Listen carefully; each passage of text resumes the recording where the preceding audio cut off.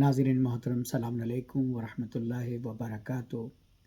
اعوذ باللہ من الشیطان اللعین الرجیم، بسم اللہ الرحمن الرحیم۔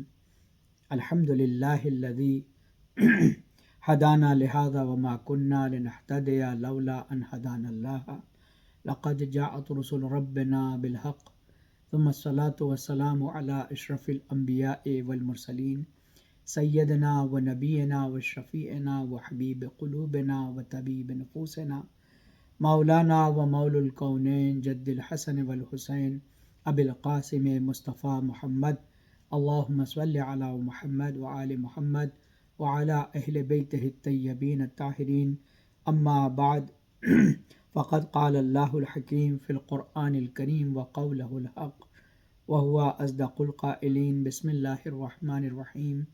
یا ایہا الذین آمنوا کتب علیکم الصیام کما کتب علی الذین من قبلکم لعلکم تتقون۔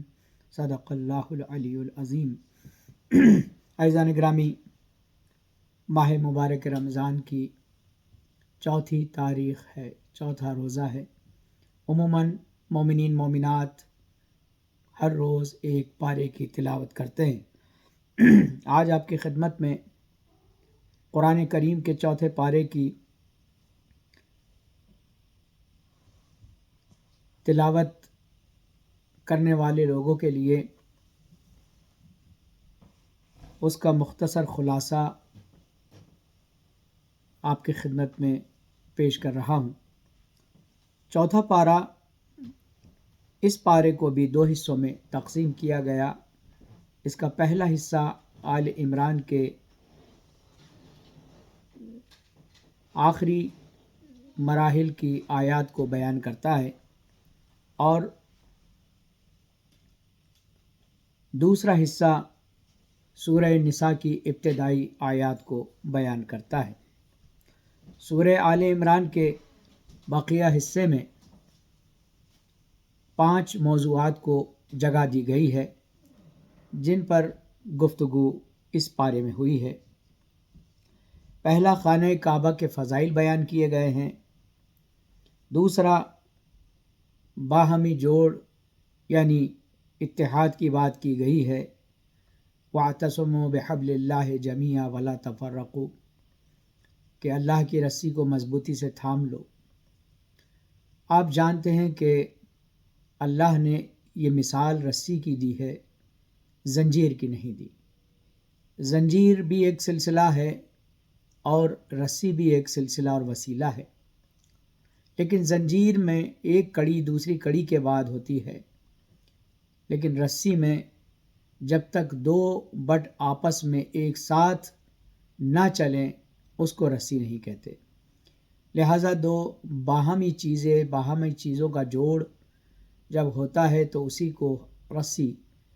لہٰذا جب رسول اللہ سے پوچھا گیا کہ یہ اللہ کی رسی کیا ہو سکتی ہے، تو آپ نے فرمایا انی تارکم فیکم الثقلین کتاب اللہ و اطرتی اہل بیتی، کہ میں تمہارے درمیان 2 گراں قدر چیزیں چھوڑے جا رہا ہوں، ایک اللہ کی کتاب ہے اور دوسرے میرے اہل بیت ہیں۔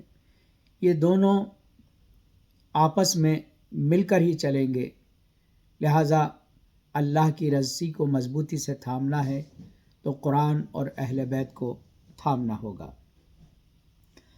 تیسرا موضوع امر بالمعروف اور نہی عن المنکر کے عنوانات کو جگہ دی گئی ہے، اور چوتھا اسلام کی 3 اہم غزوات کو 3 اہم جنگوں کا بیان کیا ہے۔ اس کے علاوہ کامیابی کے 4 اصولوں کو بیان کیا گیا ہے۔ سب سے پہلا خانہ کعبہ کے فضائل کہ یہ سب سے پہلے عبادت گاہ ہے اور سب سے پہلی عبادت گاہ ہے، اور اس میں واضح نشانیاں ہیں، جیسے مقام ابراہیم، جو حرم میں داخل ہو جائے اسے امن حاصل ہو جاتا ہے۔ دوسرا، باہمی جوڑ، جو آپ کی خدمت میں وَاعْتَصِمُوا بِحَبْلِ اللَّهِ جَمِيعًا کے طور پر آپ کی خدمت میں عرض کیا۔ تیسرا، امر بالمعروف، یہ بہترین امت ہے کہ لوگوں کو نفع رسانی کے لیے نکالی گئی ہے۔ یہ امت کے لیے بہترین طریقہ اور وسیلہ ہے کہ اس کے ذریعے سے آپ اپنی کمیونٹی، اپنی امت کو برے کاموں سے روک سکتے ہیں، اچھے کاموں کی طرف ترغیب دلا سکتے ہیں، اور برائی سے روکنے والا یہ عمل ایمان کو مضبوط کرتا ہے۔ چوتھا موضوع کہ جس میں غزوہ بدر کے سلسلے میں بیان کیا گیا ہے، دوسرا غزوہ احد کے بارے میں، اور تیسرا غزوہ حمراء الاسد کے بارے میں بیان ہوا ہے۔ پانچواں موضوع سورہ آل عمران کے آخری حصے میں کہ کامیابی کے 4 اصولوں کو بیان کیا گیا ہے: صبر، مثابرہ، تقوی اور مرابطہ۔ یہ 4 جو ہیں کامیابی کے راستے بیان کیے گئے ہیں کہ مثابرہ ایک دوسرے کو صبر کی تلقین کرنے کو کہتے ہیں، اور مرابطہ دشمن کے لیے آمادہ رہنا یا آپس میں تعلق استوار کرنا، تقوی اللہ سے خوف زدہ ہونا اور اللہ کے احکامات پر عمل کرنا، واجبات کو انجام دینا، جن چیزوں سے منع کیا ہے ان سے پرہیز کرنا۔ یہ آل عمران کے ان موضوعات کا حصہ ہے۔ اس پارے کا دوسرا حصہ سورہ نساء کے اوائلی آیات کو قرار دیا گیا ہے کہ سورہ نساء کا جو ابتدائی حصہ ہے اس پارے میں بیان ہوا ہے، اور اس میں بھی چند موضوعات کو جگہ دی گئی ہے، بالخصوص 4 موضوعوں کو جگہ دی گئی ہے۔ پہلا، یتیموں کا حق، ان کو ان کا مال ان کے حوالے کر دیا جائے، یعنی یتیموں کے مال کو کھانے سے منع کیا گیا ہے۔ دوسرا، تعدد ازواج، ایک سے زیادہ ازواج کے ان شرائط کو بیان کیا گیا ہے کہ ایک مرد بیک وقت 4 نکاح کر سکتا ہے بشرط ادائیگی حقوق، یعنی حقوق کی ادائیگی کے ساتھ اس کو اس حصے میں بیان کیا گیا ہے۔ تیسرا، میراث، اولاد، ماں باپ، بیوی، کلالہ کے حصے بیان ہوئے ہیں، اور اس قید کے ساتھ کہ پہلی وصیت ادا کر دی جائے، یعنی پہلے وصیت کر دی جائے، اس کے بعد ان چیزوں کو پہنچا جائے۔ چوتھا، محرم عورتیں، مائیں، بیٹیاں، بہنیں، پھوپھیاں، خالائیں، بھتیجیاں، بھانجیاں، رضاعی مائیں، رضاعی بہنیں، ساس، سوتیلی بیٹیاں، بہوئیں، یہ محرم قرار پاتی ہیں۔ قرآن مجید کے اس سورہ نساء کے پہلے حصے میں اس کو بیان کیا گیا ہے۔ خداوند منان ہم سب کو توفیق عنایت فرمائے کہ قرآن مجید کی تلاوت کو اس کے مفاہیم کے ساتھ، اس کے ترجمے کے ساتھ اور ان کی تفاسیر کے ساتھ پڑھا جائے اور اس پر عمل کیا جائے۔ آج رمضان المبارک کی 4 تاریخ ہے، اور 4 تاریخ کے سلسلے میں جو دعا وارد ہوئی ہے، ارشاد ہوتا ہے: بسم اللہ الرحمن الرحیم، اللہم قونی فیہ علی اقامت امرک، وازقنی فیہ حلاوت ذکرک، واوزعنی فیہ لاداء شکرک، بکرمک واحفظنی فیہ بحفظک وسترک یا ابصر الناظرین۔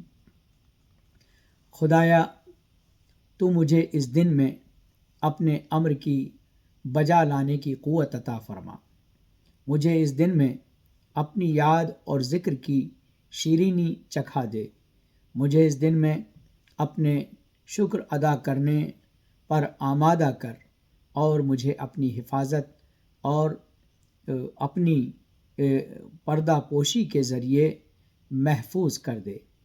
اے سب سے زیادہ دیکھنے والے۔ اہم مطالب جو بیان ہوئے ہیں، جو اس دعا میں بیان ہوئے ہیں: پہلا، واجبات اور فرائض الہی کی ادائیگی کے لیے قوت اور طاقت کی درخواست کی گئی ہے۔ دوسرا، ذکر خدا کے حصول کی بات بیان کی گئی ہے۔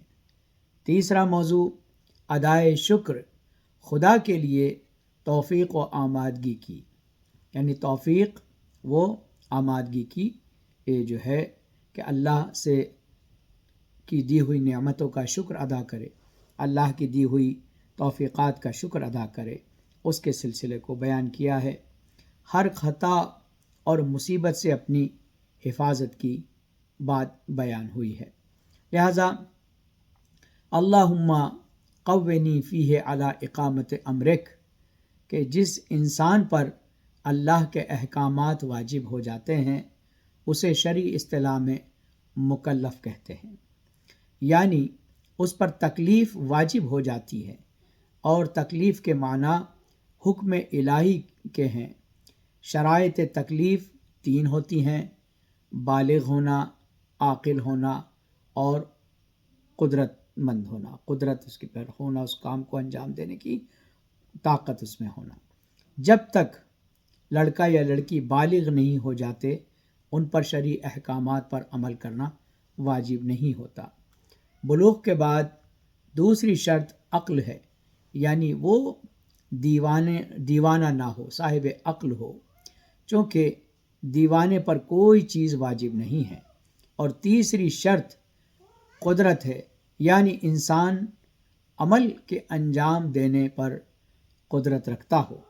لہٰذا اگر کوئی شخص ماہ مبارک رمضان میں بیمار ہو تو اس پر روزہ رکھنا واجب نہیں ہوتا ہے، چونکہ اس میں روزہ رکھنے کی طاقت نہیں ہوتی، مگر جب وہ شفا پا جاتا ہے اور اس میں طاقت لوٹ آتی ہے تو اس پر روزے کی قضا واجب ہوتی ہے۔ یعنی تمام احکام شرعی کے انجام دینے کے لیے یہ 3 عام شرطیں ہیں، اور ان کے علاوہ ہر حکم کے بجا لانے کے لیے اس کے اپنے مخصوص شرائط جو ہیں، جیسے نماز کے لیے طہارت کا ہونا، حج کے لیے استطاعت کا ہونا، جہاد کے لیے امام وقت کی اجازت کا ہونا۔ مگر آج کی اس دعا میں احکام اور اوامر الہی کی بجا آوری کے لیے خداوند کریم سے جس قوت اور طاقت کی درخواست کی جا رہی ہے، شاید اس قوت و طاقت کے علاوہ بھی ہے کہ جس کا تعلق شرائط تکلیف سے ہے۔ بسا اوقات انسان سستی اور کاہلی کی بنا پر یا نفسانی خواہشات کے غلبے کی بنا پر دستورات الہی پر عمل کرنے میں کوتاہی برتتا ہے۔ صبح کی اذان سن کر بھی بستر چھوڑنے سے کتراتا ہے۔ اس کی یہ کوتاہی قدرت کو نہ ہونے کی بنا پر نہیں ہے، بلکہ جہل اور سستی یا شیطانی وسوسوں کی بنیاد پر ہے۔ دعائے کمیل میں مولائے کائنات حضرت امیر المومنین علی بن ابی طالب علیہ السلام فرماتے ہیں: یا رب قو علی خدمتک جوارحی وجدد علی العظیمت و جوانحی۔ پروردگار میرے اعضاء و جوارح کو اپنی خدمت یعنی عبادت کے لیے قوی اور مضبوط کر دے، اور اس ارادے کے لیے میرے قلب کو توانا کر دے۔ دعا کے اس جملے میں خدمت سے مراد عبادت ہے، اور اس عبادت کا فائدہ بھی خود بندے کے لیے ہی بیان ہوا ہے۔ عبادت الہی کے لیے جس طرح جسم کو قوت کی ضرورت ہے، اسی طرح قلب و روح کو بھی قوت کی ضرورت ہے، چونکہ جسم کی حرکت عبادت کے لیے روح کی قوت پر مبنی ہے۔ لہٰذا روح کی بیماری جسم کی بیماری سے زیادہ سخت ہوتی ہے۔ یہ قوت ایک الہی توفیق ہے۔ اس توفیق کے حصول کے لیے بندے پر خود ہی مقدمات کو فراہم کرنا ضروری ہے۔ اگر بندہ خدا کی عبادت کے لیے ایک قدم آگے بڑھاتا ہے تو قدرت اس کی مدد کرتی ہے۔ من تقرب الیہ شبرن تقربت الیہ ذراعن، جو بھی مجھ سے ایک بالشت قرب ہوگا میں اس کا ایک ذراع یعنی ایک ہاتھ اس سے قریب ہو جاؤں گا۔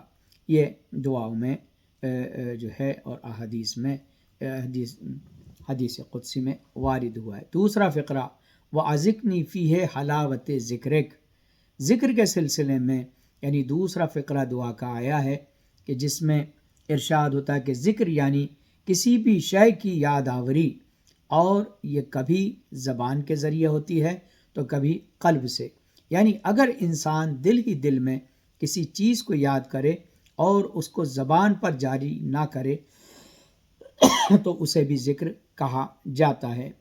کہتے ہیں کہ منازل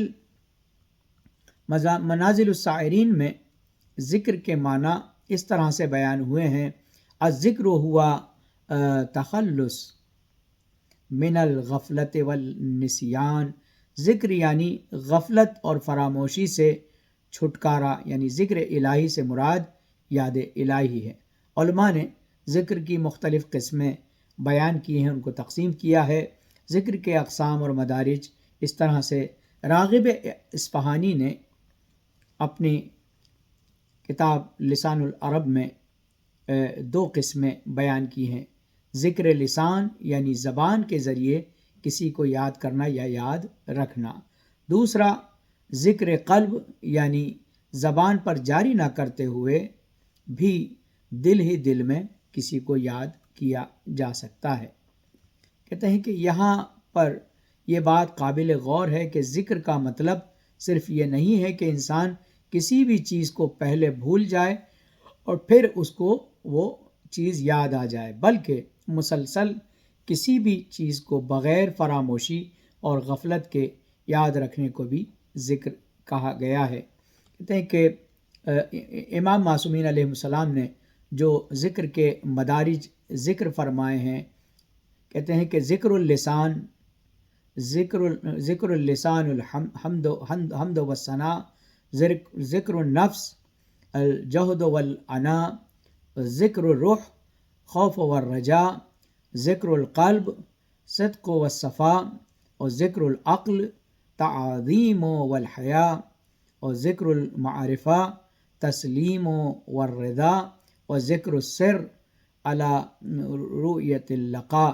کہتے ہیں کہ ذکر لسان حمد اور ثنا ہے، ذکر نفس کوشش اور تحمل ہے، ذکر روح خوف اور امید ہے، ذکر دل صدق و صفا ہے، اور ذکر عقل تعظیم و حیا ہے، اور ذکر معرفت تسلیم و رضا ہے، اور ذکر باطن مشاہدہ و ملاقات ہے۔ علماء اخلاق اور عرفان نے بھی ذکر الہی کے مختلف درجات بیان کیے ہیں۔ ان میں ابن عربی نے اپنی تفسیر میں ذکر الہی کے 4 درجے بیان کیے ہیں: ذکر لفظی، ذکر قلبی، ذکر سری اور ذکر روحی۔ ذکر لفظی سے مراد یعنی زبان سے تذکرہ کرتے ہوئے اللہ کی نعمتوں میں غور و فکر کرنا، دوسرا ذکر قلبی یعنی صفات الہی کے مطالعے کے ہمراہ عالم ملکوت میں غور اور فکر کرنے کو ذکر قلبی کہا گیا ہے، تیسرا ذکر سری یعنی تنہائی میں زیر لب یاد ہی یا دل ہی دل میں دعا اور مناجات کے ذریعے سے خدا سے رابطہ قائم کرنے کو ذکر سری کہا گیا ہے، چوتھا ذکر روحی یعنی چشم و دل سے شہود کے منازل کو طے کرتے ہوئے اللہ کو یاد کرنا۔ خواجہ عبداللہ انصاری نے منازل السائرین میں ذکر الہی کے 3 مدارج بیان کیے ہیں: پہلا ذکر ظاہر، دوسرا ذکر خفی اور تیسرا ذکر حقیقی۔ ذکر ظاہر یعنی حضور قلب کے ساتھ زبان سے اللہ کی حمد و ثنا کرنا، ذکر خفی یعنی دنیا کی ہر چیز سے قطع رابطہ کر کے قلبی توجہ کے ساتھ عالم شہود میں خدا سے راز و نیاز کرنا، تیسرا ذکر حقیقی، در حقیقت یہ فنا فی اللہ کی منزل ہے، یعنی خود کو یاد الہی میں اس طرح سے غرق کر دینا کہ دنیا کی کوئی چیز اس کی توجہ یا یاد الہی سے اس کو ہٹا نہ سکے۔ اگر دنیا میں اس ذکر کی حقیقی کو زندہ مثال دیکھنا ہے تو مولا الموحدین حضرت علی بن ابی طالب علیہ الصلاۃ والسلام کی نماز کو دیکھیں، جہاں پر پیر سے تیر نکال لیا جاتا ہے اور آپ کو احساس نہیں ہوتا۔ عزیزان گرامی، خدا کے اس معرفت کو امام حسین علیہ الصلاۃ والسلام نے کربلا کے میدان میں اپنے اصحاب باوفا کے ساتھ اس طرح سے عرفان الہی کی منزل پر پہنچایا کہ کہتے ہیں کہ عرفان خدا وہ ہے کہ جہاں خودی ختم ہو جائے اور خدا رہ جائے۔ خودی کے ختم ہو جانے اور صرف ذات خدا کو رہ جانے، اس عرفان کو امام حسین علیہ الصلاۃ والسلام نے اپنے اصحاب باوفا کے درمیان بیان فرمایا۔ کہتے ہیں کہ کربلا والوں نے زندہ کر دیا اسلام کو، مرنے والے موت کو بھی زندگی کہنے لگے، یعنی ایسی زندگی کہ جو صرف اور صرف اللہ کے لیے گزاری جائے۔ کہتے ہیں کہ قرآن مجید میں ذکر کو اس طرح سے بیان کیا، الا بذکر اللہ تطمئن القلوب، آگاہ ہو جاؤ کہ یاد خدا سے دلوں کو سکون ملتا ہے۔ انسان سکون کو نہ جانے کہاں تلاش کر رہا ہے، جبکہ سکون پروردگار عالم کے ذکر میں ہے، اللہ سبحانہ و تعالیٰ کی اس ذات والا صفات کے ذکر میں ہے کہ جس نے انسان کو اگر صرف خدائے منان کا اسم مبارک ہی اگر دیکھ لیا جائے تو آپ کو اندازہ ہو جائے گا کہ کیا معرفت کے باب اس نام میں ہیں۔ اللہ کا اس میں جو ہے اسم جلالہ کلمۃ اللہ ہی العلیٰ، یعنی اللہ جو ہے یہ اصل نام ہے، بقیہ رحمان، رحیم، کریم، علیم، یہ تمام چیزیں اللہ کی صفات میں ہیں۔ اللہ کا جو نام ہے کلمۃ اللہ، یہ اس طرح سے ہے کہ کوئی شہادت بغیر اسم کے کامل نہیں ہو سکتی، یعنی اشہد ان لا الہ الا الرحمن نہیں کہہ سکتے، الا اللہ کہنا پڑے گا۔ اشہد ان محمد الرب نہیں کہہ سکتے، اشہد ان محمدن رسول اللہ کہنا پڑے گا۔ اسی طرح گواہی ولایت میں بھی اشہد ان علی ولی اللہ کہنا پڑے گا۔ ذبیحہ میں بھی آپ اللہ کا دوسرا نام نہیں لے سکتے بلکہ اللہ ہی کہنا پڑے گا، چاہے وہ کلمہ ہو، چاہے وہ شہادت ہو، چاہے وہ ذبیحہ ہو، ان میں اللہ کا نام۔ اس نام کی برکتیں بہت ہیں، اس نام کی حقیقت، ہمارا اور آپ کا نام اگر ایک لفظ ہمارے نام سے ہٹا دیا جائے تو وہ اپنے معنی کو بدل دیتا ہے، لیکن یہ صرف واحد نام ایسا ہے جس کو اللہ کہا جاتا ہے۔ پورا لکھیں گے تب اللہ کہلائے گا، اللہ کا الف ہٹا دیا جائے تو للہ کہلائے گا، للہ کا لام ہٹا دیا جائے تو لہو کہلائے گا، اور لہو کا لام ہٹا دیا جائے تو ہا کہلائے گا۔ یعنی ہر کلمہ، ہر حرف اول سے لے کے آخر تک اللہ سبحانہ و تعالیٰ کی ذات والا صفات پر دلالت کرتا ہے، لہٰذا یہ اسم گرا اللہ کا یہ نام جو ہے تمام چیزوں کا راز ہے۔ الا بذکر اللہ تطمئن القلوب، یعنی ذکروں کو حیات دینا ہے تو اللہ کا ذکر کرو، دلوں کو اطمینان جو ملتا ہے وہ اللہ کے ہی نام سے ملتا ہے۔ یہ چیز ہے۔ اسی طرح سے حضرت علی علیہ الصلاۃ والسلام فرماتے ہیں کہ المؤمن دائم الذکر کثیر الفکر، مومن ہمیشہ اللہ کی یاد اور اس کی نعمتوں میں غور و فکر کرتا ہے۔ اصل صلاح القلب اشتغالہ بذکر اللہ، دل کے صلاح اور پاکیزگی کی جڑ خود کو ذکر خدا میں مشغول رکھنے کا نام ہے۔ الذکر ہدایت العقول و تبصرۃ النفوس، ذکر عقلوں کی ہدایت اور نفوس کی بصیرت کا سبب ہوتا ہے۔ اسی طرح حضرت محمد مصطفیٰ صلی اللہ علیہ وآلہ وسلم فرماتے ہیں ذکر اللہ شفاء القلوب، ذکر خدا دلوں کے لیے شفا ہے۔ یا من اسمہ دوا و ذکرہ شفا، مولائے کائنات دعائے کمیل میں بھی اس چیز کو فرماتے ہیں۔ ذکر الہی کی شیرینی انسان کی خصوصیتوں میں سے ایک اہم خصوصیت یہ ہے کہ وہ لذت کا طالب ہوتا ہے۔ جس طرح جسم کو لذت کی ضرورت ہوتی ہے، اسی طرح روح کو بھی طلب لذت ہوتی ہے، اور جسم کی لذتیں فوری طور پر محسوس ہو جاتی ہیں، مگر روحانی اور معنوی لذت کے حصول کے لیے وقت درکار ہوتا ہے۔ اس کے لیے خاص شرائط کا لحاظ کرنا ضروری ہوتا ہے۔ معنوی لذتوں کا مادی اور جسمانی لذتوں سے موازنہ نہیں کیا جا سکتا۔ لہٰذا اگر اپنی روح کو انسان بہترین بنائے، اصلاح روح کرے، تو پھر اس کو ذکر خدا میں جو لذت پیدا ہوتی ہے، وہ جو ہے دنیا کی کوئی لذت اس کا مقابلہ نہیں کر سکتی۔ لہٰذا پروردگار عالم کے لیے ہم جو دعائیں کرتے ہیں تو اس میں ہمیں ذکر کے بھی مطالب ملتے ہیں، اس میں ہمیں معرفت الہی بھی جاننے کو ملتی ہے۔ کہتے ہیں کہ مولا کائنات فرماتے ہیں الذکر لذت المحبین، ذکر خدا اس کے سے محبت کرنے والوں کے لیے باعث لذت ہوتا ہے۔ لہٰذا خداوند منان۔ اس کے بعد چوتھا جو مفہوم ہے شکر کے معنی میں جو ہے بیان ہوا ہے کہ وَأَوْزَعَنِي فِيهِ لِأَدَاءِ شُكْرِكَ بِكَرَمِكَ۔ شکر کے معنی اور مفہوم کیا ہے؟ جب کبھی کسی سے کوئی چیز یا کوئی خیر اور نیکی کسی تک پہنچے تو اس نیکی کرنے والے کی قدردانی کرنا ہی شکر کہلاتا ہے۔ سب سے پہلا یہ کہ کبھی ایک انسان دوسرے انسان کا شکر ادا کرتا ہے، جیسا کہ امام علی رضا علیہ السلام فرماتے ہیں من لم یشکر المنعم من المخلوقین لم یشکر عز وجل، جس نے مخلوقین میں سے نعمت دینے والے مخلوق کا شکر ادا نہیں کیا، گویا اس نے خدا کا شکر بھی ادا نہیں کیا۔ کبھی خود خداوند کریم بھی اپنے نیک بندوں کا ان کے نیک اعمال کی بنا پر شکریہ ادا کرتا ہے، جیسا کہ قرآن میں آیا ہے ان ھذا کان لکم جزاء وکان سعیکم مشکورا، یہ سب تمہاری جزا ہے اور تمہاری سعی قابل قدر ہے۔